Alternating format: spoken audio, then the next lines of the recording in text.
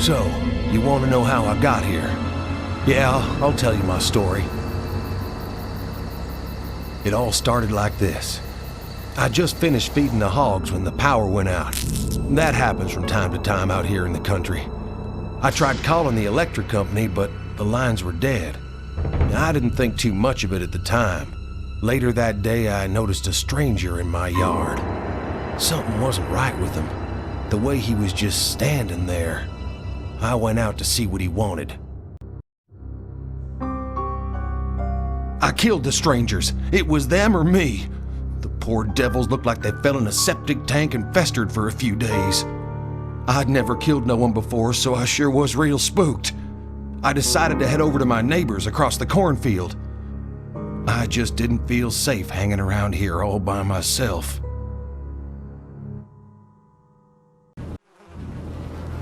My neighbors were dead. I didn't know what the heck was going on, and I was scared to death.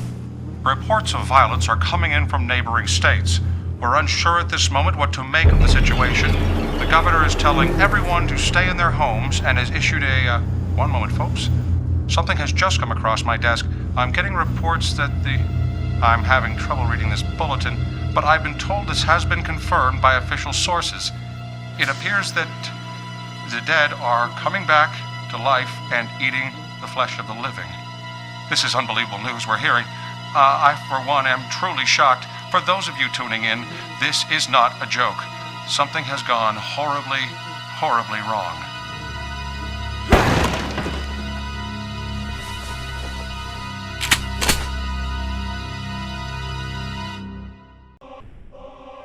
I did what the man on the TV said and stayed on the farm as long as I could.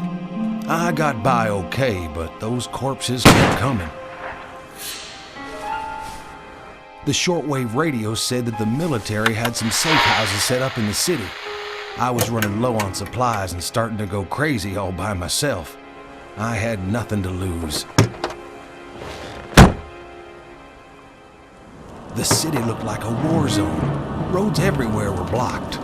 I didn't know where to go until I noticed a flicking light in the hospital up ahead. Someone was signaling SOS. I wasn't gonna let a few blocked roads stop me from getting to another living person.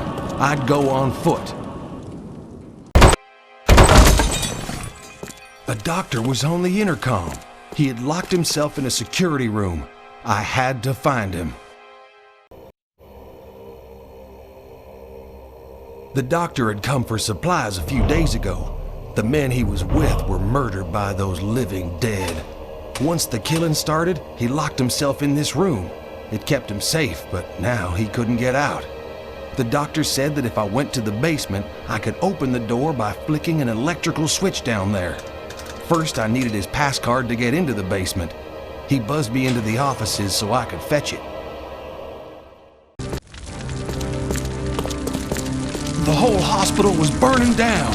I needed to grab the doctor and get out of there.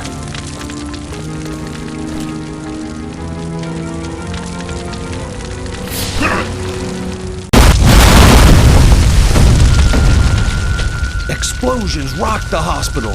No time to think. I just had to save myself. I made it out of the hospital, but I still wasn't safe. There was a police station nearby. I figured I could get me some serious firepower there. His name was Otis. He said the police station was a safe house until it got overrun a couple of days ago, but he wouldn't tell me why they locked him up. Criminal or not, I couldn't just leave him there. I had to find a key to his cell. Otis was sure glad to be free. But what would we do now? The radio said there was a safe house and an old theater nearby. We could go there, but the city streets were too dangerous to travel on foot. There were too many of those mindless walkers out there. My new friend Otis had a plan. Otis had an 18-wheeler cab in the impound lot. He would get it and pick me up, and then we'd make for the theater. My job was to cover him from the roof. First, I needed a rifle with a scope, and I was in the right place to find one.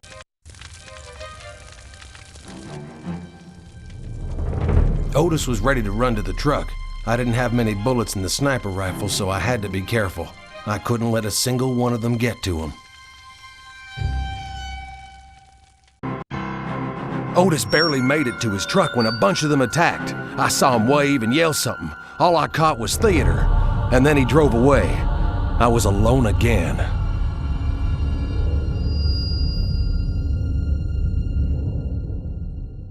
Otis had abandoned me. I had to find another way to get to the theater.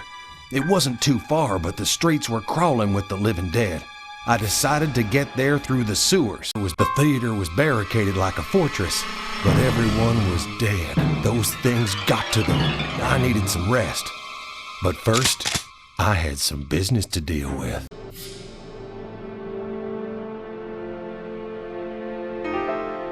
I woke up to honking.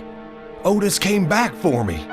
I asked Otis where we were going. A trucker on his CB radio told him about a city of the living, completely surrounded by water and walled off from those creatures. We had to find a way there. Our best bet was to go by boat. We headed for the docks. Freedom was in sight. Otis would go down and find a boat while I covered him. Otis found a 20-footer. He would hotwire it while I went to the control tower to open up the harbor gates. We barely got out of there alive. It was like they knew we were trying to get away. I was relieved, but Otis wasn't doing so good. I could tell they had got to him. He looked at me and took a deep breath and asked for one last favor. It made me sick to my stomach, but I had to do it before he turned into one of them, a living dead. It took a while, but I finally made it to the city of the living. People from the city were trying to get supplies across the river, but the drawbridge wasn't working. They asked me for help, and I just couldn't say no. The truck was full of supplies, but that meant squat if we couldn't get into the city. The power to the bridge was out. If I could get the generator started, we might just stand a chance. The men at the gate took me to meet an important man named Mr. Kaufman. Mr. Kaufman was mighty impressed with how I helped out at the bridge. He was so impressed that he offered me a job on the spot. You see, there was this big, tall skyscraper called Fiddler's Green, filled with fancy rich people apartments. He wanted to fix it up again, but those flesh eaters had infested it. He said the cleanup was almost done, only a few pockets of the things were left. It sounded dangerous, but he'd give me a nice place to live and lots of money to do it. Besides, Mr. Kaufman said that by doing this, I'd be helping out a lot of people. Good people, just like me. And that's how I got from the farm to the top of Fiddler's Green. Inside the city, life went on. Kaufman opened his fancy tower. Only the rich and famous were welcome, but that's a whole different story. At times, things seemed almost normal, but I knew, heck, we all knew, beyond the city walls was nothing but death, and it was trying to get in.